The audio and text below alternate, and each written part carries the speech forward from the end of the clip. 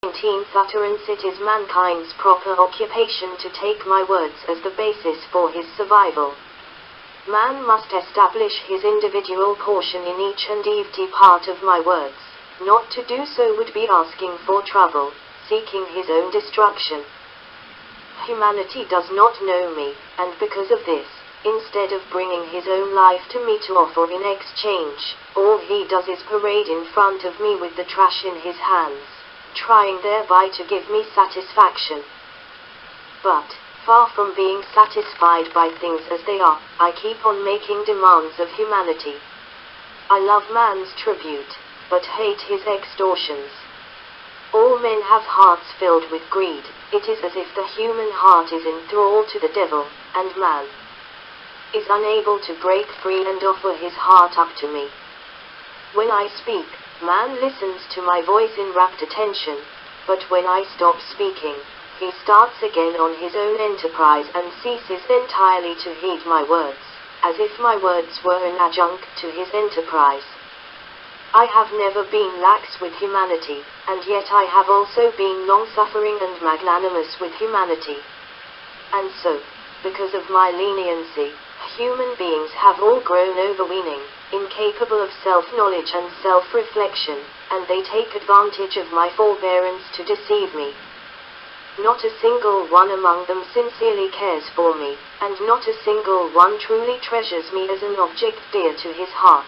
Only when they have idle moments to spare do they give me their perfunctory regard. The effort I have expended on man is already beyond measure.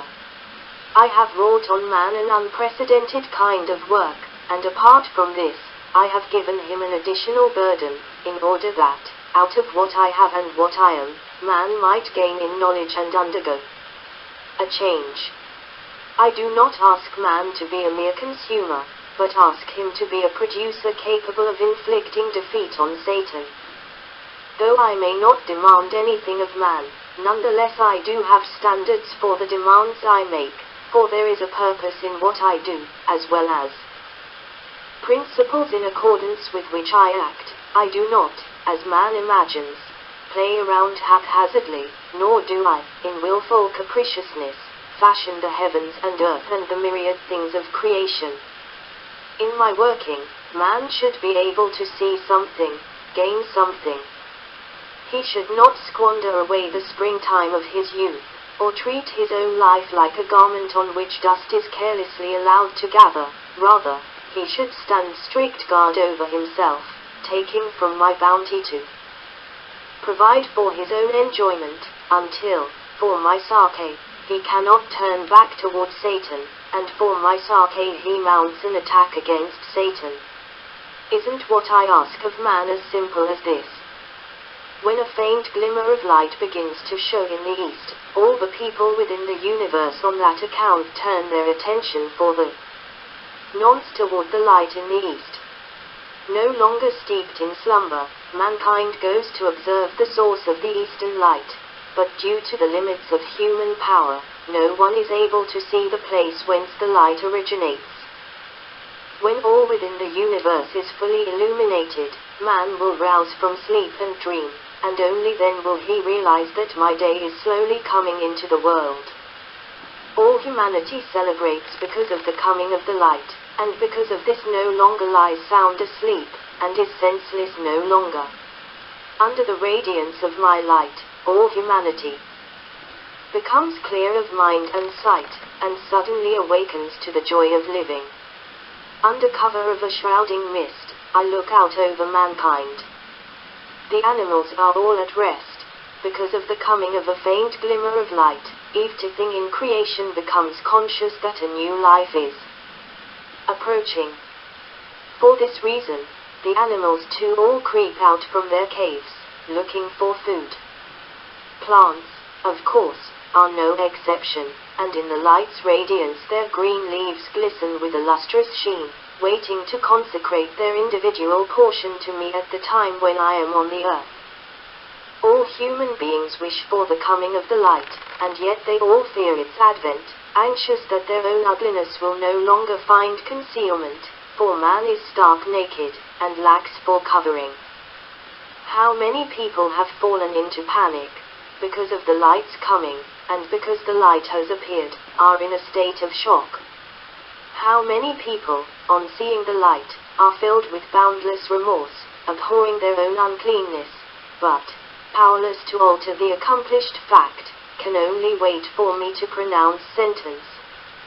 How many people, refined by suffering in the darkness, on seeing the light are suddenly struck by its profound meaning, and thenceforth hug the light close to their bosoms, fearful of losing it again.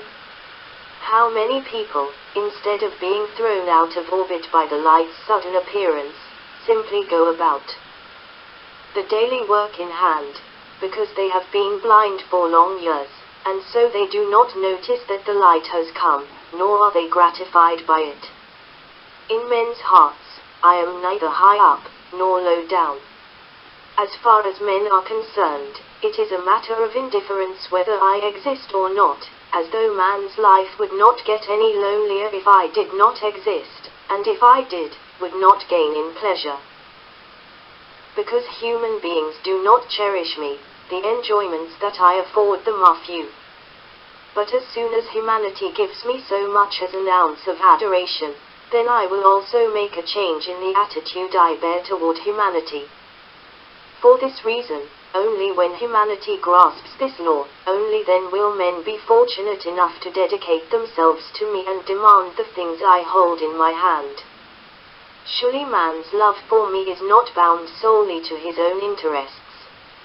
Surely his faith in me is not bound solely to the things that I give.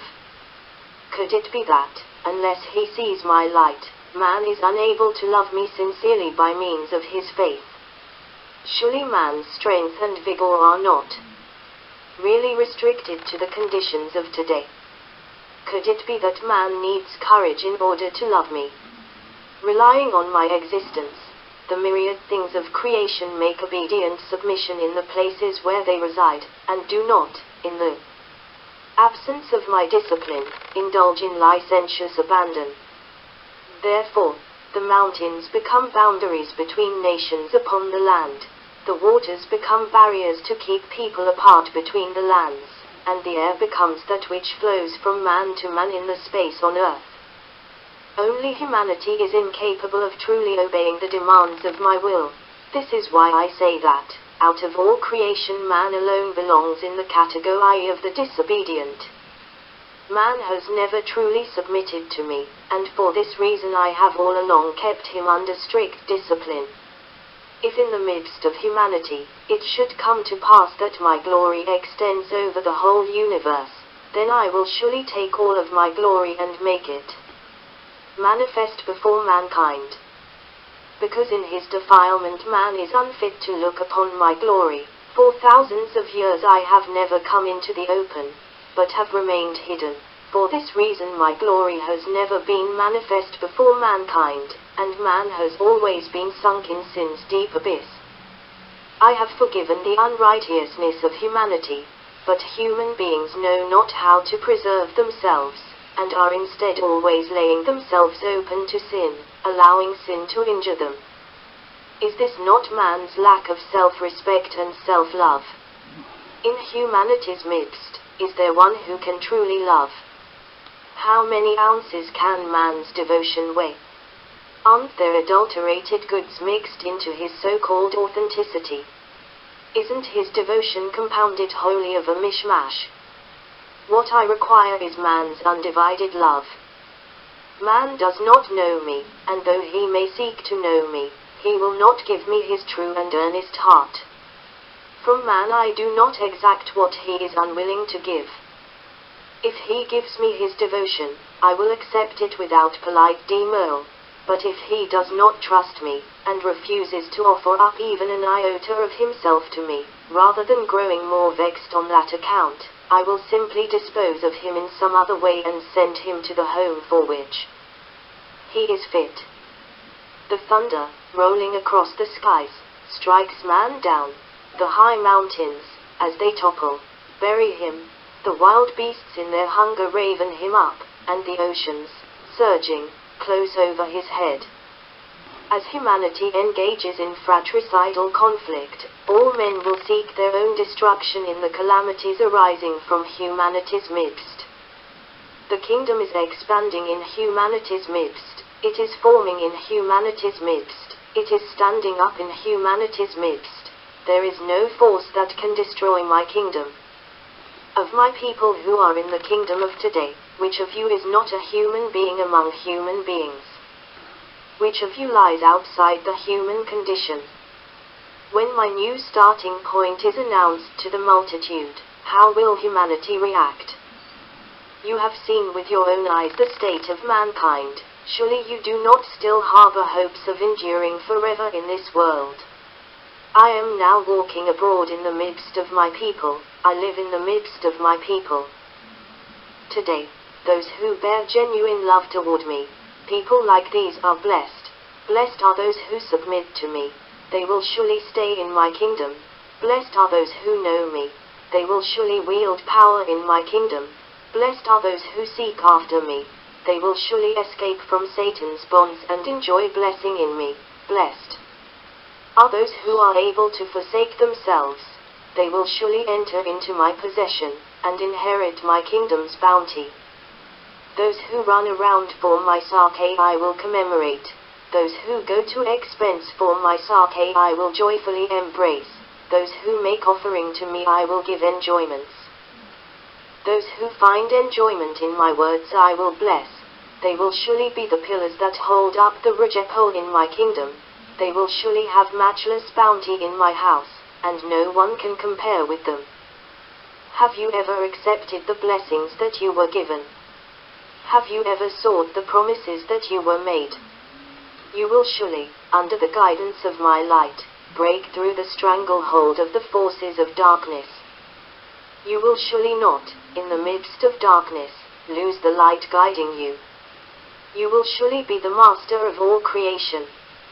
You will surely be an overcomer before Satan. You will surely, at the downfall of the kingdom of the great red dragon, stand up amid the myriad throngs to bear witness to my victory. You will surely be resolute and unwavering in the land of Sinim. Through the sufferings you endure, you will inherit the blessing that comes from me, and will surely irradiate within the entire universe with my glory. March 19, 1992.